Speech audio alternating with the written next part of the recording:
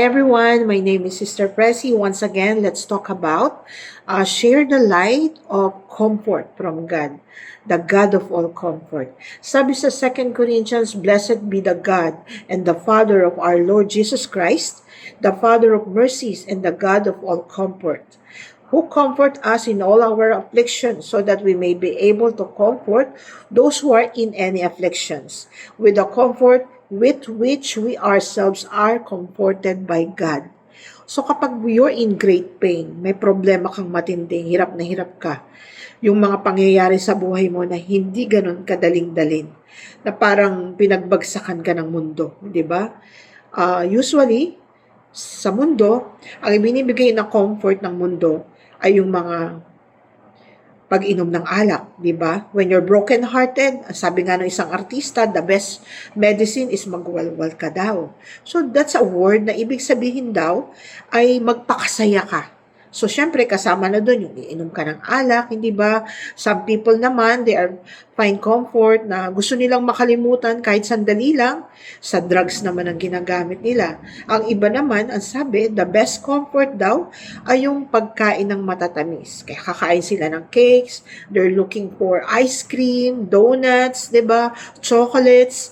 Yun daw ang the best medicine kapag ka ikaw ay in deep pain, na sobrang heartbroken ka. Hindi po ba? Yung pagkain ng matamis. So, yun ang binibigay ng mundo sa atin na comfort.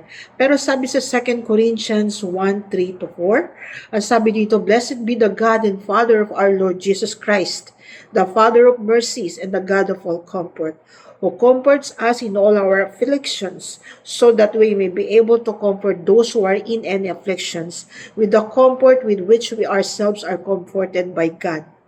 So, yung comfort kasi na naibibigay talaga ng salita ng Diyos ay kakaiba po. At yung salita na yun ng Diyos, kapag binigay sa atin, ay ang tendency din nun, once na nakawala na tayo sa situation natin, yung pain na meron tayo, kapag yung iba naman ay nandoon sa sitwasyon na katulad natin, maybe different kind of situation, but in pain pa din, natututo din tayong mag-comfort sa kanila, hindi po ba? And in Matthew 5:4, sabi dito, Blessed are those who mourn, for they will be comforted. So I was comforted by God when na time na namatay yung mister ko. Siya talaga yung kasama ko. Siya yung nagpapalakas sa akin. Siya yung humihila sa akin pataas. Kahit hirap na ako, by that time, may sakit pa ako, pero ang Diyos hindi ako pinabayaan. And one thing more, ang sabi sa John 14:27, this is one of my favorite verse kapag nahihirapan ako. Talagang heartbroken ako. Peace I leave with you. My peace I give you. I do not give to you as the world gives. Do not let your hearts be troubled, and do not be afraid. Yan ang sabi ni Lord. 'Di ba ang sarap pakinggan? Grabe. 'Di ba? Sabi niyo sa Matthew 19:26, Jesus looked at them and said, with men, this is impossible, but with God, all things are possible.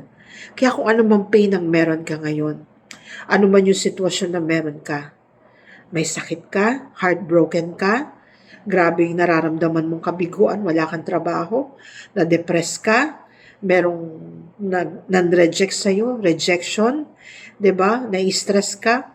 God is always there for us because He is our God of comfort. Pray. Pray without ceasing, and God will always be with you. Magandang araw po sa lahat, and magandang buhay hanggang sa susunod pong muli.